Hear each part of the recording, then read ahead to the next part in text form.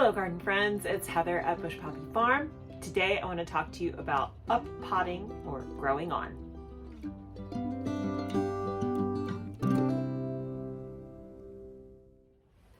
If you've already subscribed, thank you so much. And if you haven't yet, now is the time. So growing on or up potting or potting up is the process of taking your seedlings. This is a little tray of violas.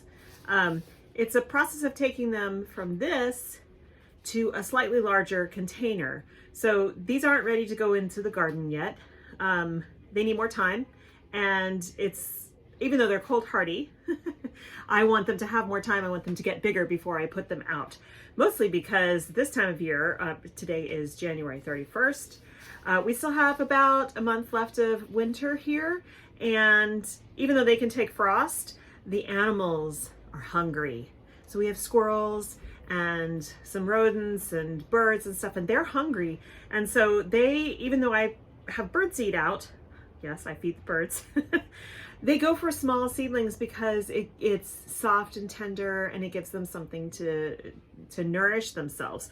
So if these get bigger, then if they get attacked a little bit by, squirrels or whatnot, they can actually survive that because they'll be bigger. So I'm going to pot these up, move them on, keep them in the greenhouse under lights, and continue to feed them, fertilize them, and water them and stuff. And then when they're ready to go out, I will spend about a week hardening them off. So I'll be taking them out of the greenhouse, which has been a cooler, it's not as cold as outside. I keep it around 58 degrees, so it's been a warmer environment than outside. Also, no wind. They've had 16 hours of artificial light, including the sun too, so that helps as well. But hardening them off, hardening anything off before you set it out is a really good idea. That way you're not shocking your transplants. You're giving them some time to adjust. Let them get used to a few hours of sun a day, some wind, the changing temperatures. It really helps. Make sure when you're hardening off that you don't stick them out in direct sunshine right away. They can actually get sunburned. You'll see lots of browning and actual burns on the plants. So you have to do this as a gentle, slow process. Don't rush it. So I'm going to take these guys and pot them up into not very big pots, little 4-packs like this, but compared to the 3/4 inch soil blocks, it's a pretty big bump. So this will give them a lot of time to grow on. And then from here, once they fill this, they're ready to go out in the garden after I harden them off. So growing on, potting up is a pretty easy process. What you do is you want to have a nice potting mix here. Now this can be an actual potting mix, unlike the seed starting mix that is very fine and doesn't have little wood chips and stuff in it. This is okay because they're seedlings now. They're not tiny seeds, so they can actually handle a bit chunkier mix. What I do is I put some potting mix in my little potting tray here. I add a little bit of all-purpose fertilizer. So the brands I'm using, I have, they're just local brands. Just a regular potting mix from Master's Pride, and then the fertilizer I use is called Sure Start from EB Organics, EB Stone Organics. I use a lot of their products and they seem to work really well. So mix that all in, and then you're just going to fill your trays. Oh, I pre-moisten this first so that when the seedling goes in, it's set. That's all it needs. Just tap it out a little bit to make sure there's not too many air pockets, and that's it. So then what I've done is I filled a tray. Has no holes in the bottom. I filled this with those little 4-packs full of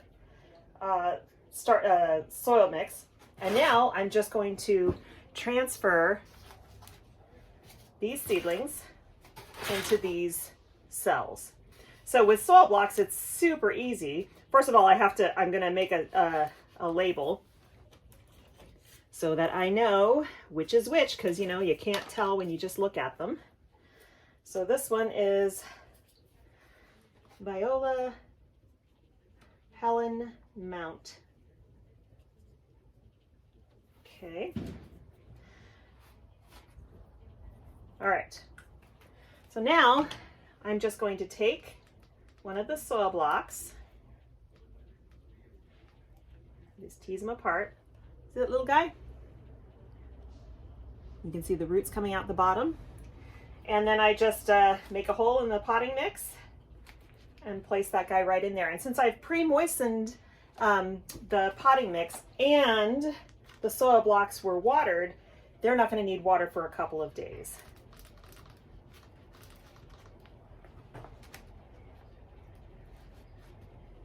So you just continue in that fashion until the whole tray is full. This is the bonus of soil blocks. You don't have to use tweezers to prick out seedlings. They're just their own little individual squares. It's really great. So there you go, an entire tray of violas. I have Helen Mount, antique shades, and brush strokes, and these will all do really well growing on in these little 4 cells. Also, I was able to fit a few Dusty Miller new look. I have lots of Dusty in the garden, but I always want to start more so that I can use it in the garden, but also for customers if they want containers, and that's what some of these violas are for. So now I'm just going to pot up the rest of my seedlings that need it. That will be Delphinium, just a blue variety, Dusty Miller, silver dust, and 2 types of Eryngium, blue glitter and steel blue.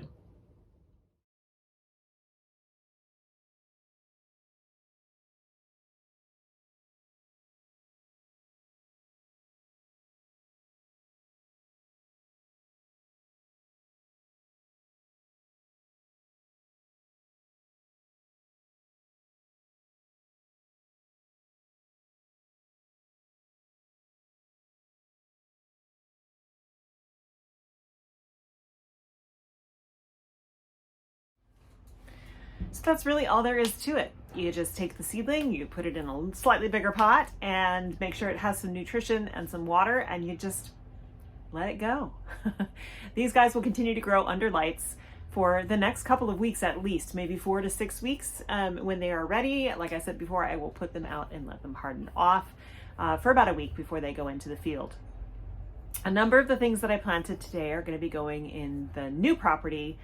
I'm going to do a video all about this, introducing you to it, giving you a nice tour of the property, but it is a property about 5 miles from here that we are renting to start to expand the farm. So my home farm, as I've spoken before, is literally here on my property in our residential zone.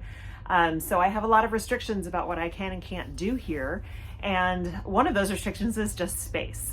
So I grow in a basically 1,500 square foot space. That is very, very small, and it does limit me. I've done a lot with what I have, but I've always wanted to have a little bit more space. So this new space will allow me to expand my growing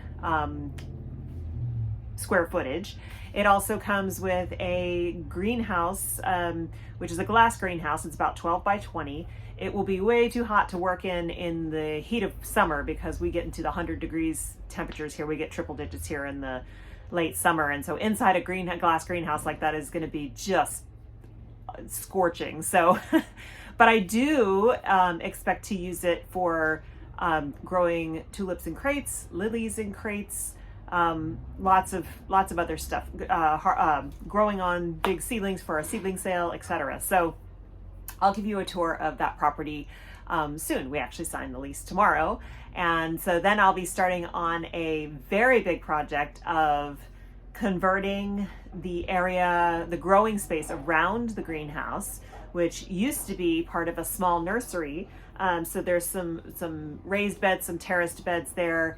But they've been fallow for many, many years, and they are deeply covered with very thick, very dense grass and wild carrot. So that's going to need a huge amount of work before I can actually plant into it. So I want to take you along for the ride because I am using no-till methods to start this new farm, just like the same methods I practice here on my home farm, but this will be breaking ground from scratch. And so it's going to be quite a process, and I will be talking about techniques that I am learning now from mentors, and I will be putting into practice. So it will be a new thing for me as well. And I hope that you enjoy the process and you learn something too. So that's it for today. I hope that you learned something about up-potting and maybe you'll give it a try yourself. If you liked today's video, please like today's video by clicking the thumbs up button. And I hope you have a wonderful day wherever your day takes you. I'll see you in the next one. Bye.